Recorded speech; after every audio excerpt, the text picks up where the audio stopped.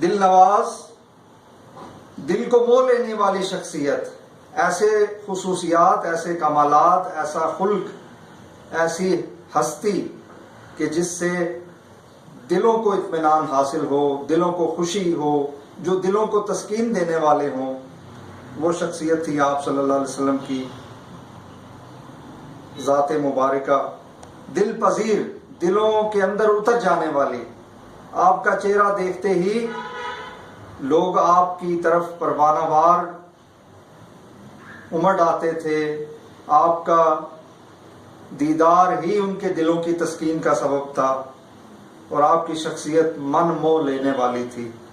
دل نشین، دل نشین سے مراد بھی دلوں میں اتر جانے والا، دلوں کو اچھا لگنے والا، اور دل کشا، جس سے دل کھل جائے، جس کو دیکھ کے، جس کی تعلیمات پہ عمل کر کے، جس کی زیارت سے اور جس کی صحبت سے دلوں میں کشادگی پیدا ہو، دل ہدایت کی طرف راغب ہو جائیں، دل جو ہے وہ اطمینان کو حاصل کر لیں، وہ شخصیت تھی آپ کی۔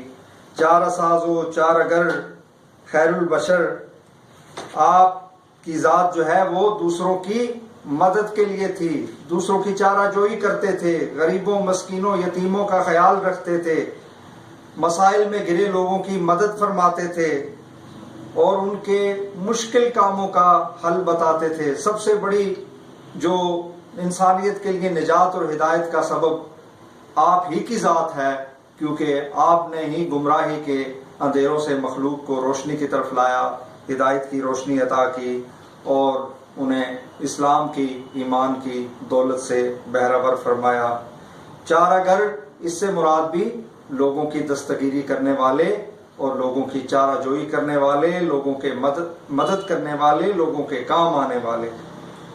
خیر البشر، خیر البشر سب سے بہترین انسان، خیر البشر، اور اس میں تو کوئی شک نہیں، آپ ساری مخلوق میں افضل ترین ہیں، اللہ کے حبیب ہیں۔ تمام انسانیت جو ہے وہ آپ ہی کے آنے کے مرہون منت ہے۔ آپ کو پیدا کیا گیا تبھی کائنات پیدا کی گئی، آپ کی خاطر ساری کائنات کو وجود میں لایا گیا۔ باقی جو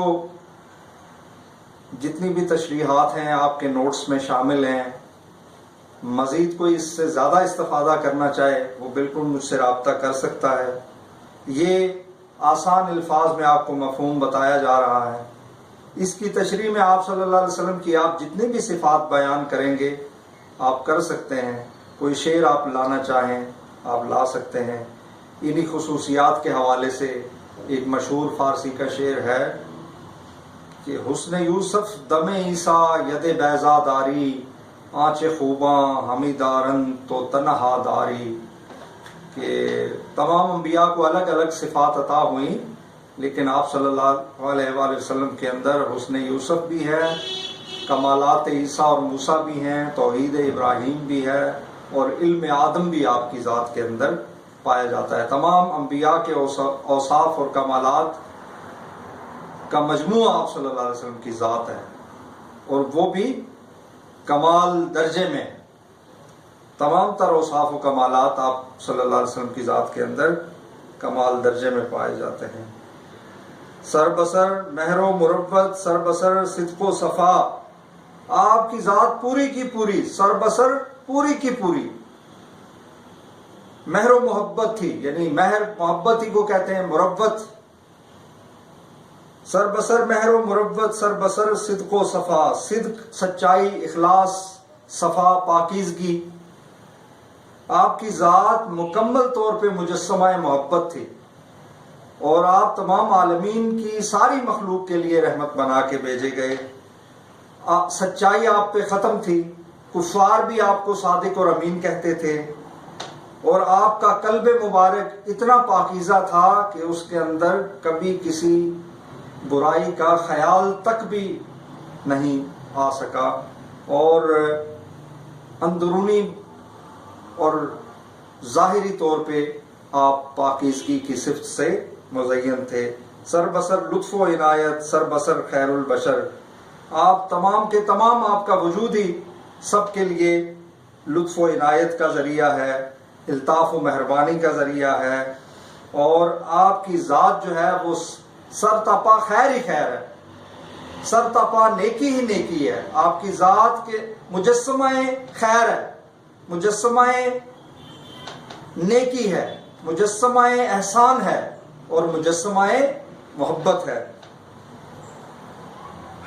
صاحب خلق عظیم و صاحب لطف عمیم، صاحب حق صاحب شق القمر خیر البشر۔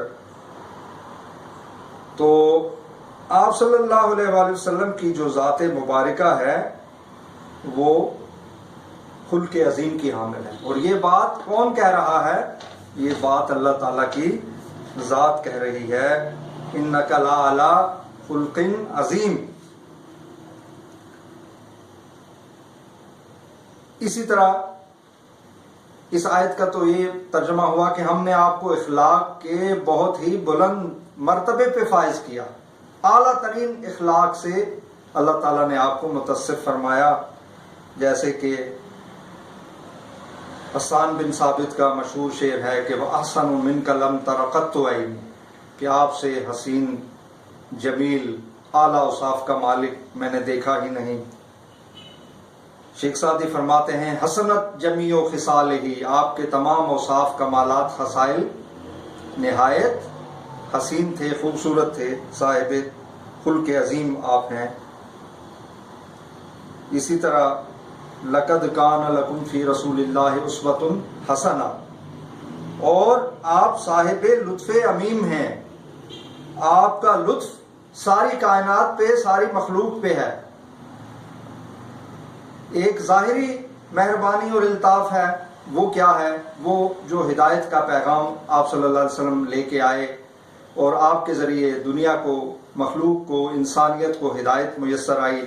اور دوسرا جو الطاف عمیم ہے وہ آپ کی ذات کی بدولت ہے، یعنی آپ کی وجہ سے ساری مخلوق کو پیدا کیا گیا، آپ کو رحمت للعالمین بنا کے بھیجا گیا، نفس نفس اور ذرہ ذرہ آپ کی رحمت سے استفادہ کر رہا ہے، اور ہر زیرو جو ہے نا اس کو آپ کے صدقے اور وسیلے سے اللہ تعالیٰ رحمت و عطا اور مہربانی سے نوازتے ہیں۔ صاحب حق صاحب شق القمر خیر البشر، حق کے حامل ہیں آپ، حق آپ کے ساتھ ہے۔ من رآنی فقد رأى الحق، جس نے مجھے دیکھا اس نے گویا خدا کو دیکھا۔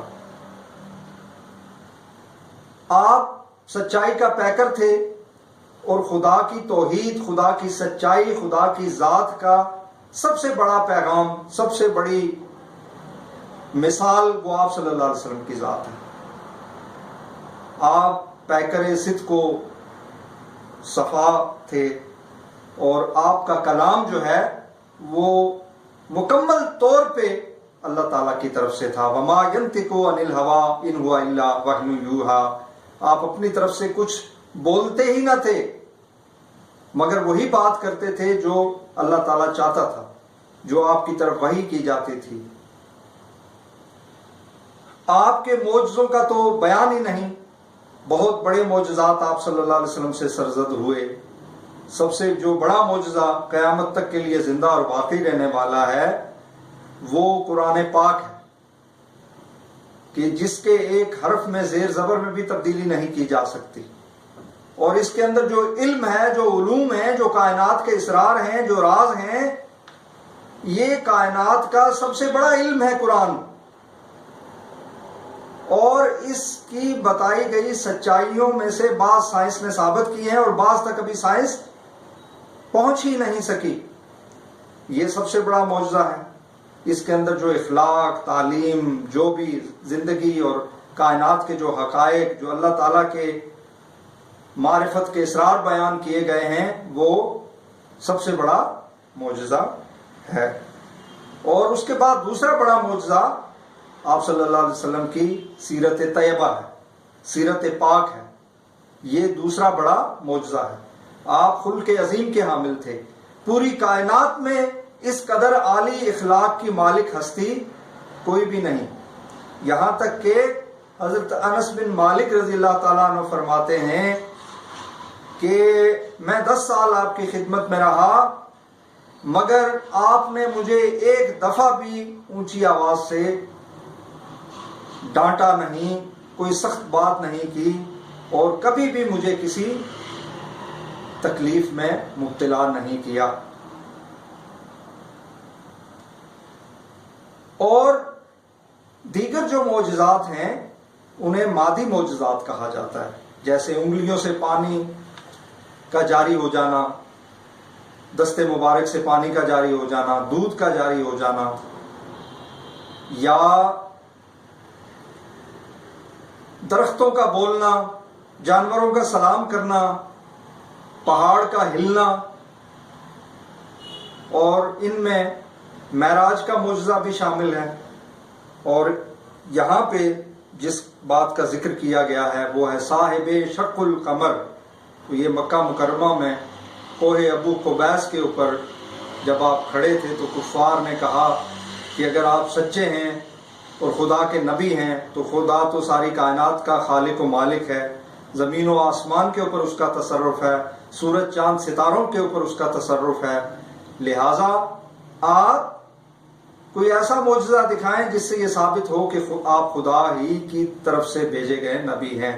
تو آپ صلی اللہ علیہ وآلہ وسلم نے انگلی سے چاند کی طرف اشارہ کیا اور چاند 2 حصوں میں ٹکڑے ہو گیا، شق القمر واقع ہو گیا، اور اس کی تصدیق قرآن کی آیات کے اندر بھی کی گئی ہے۔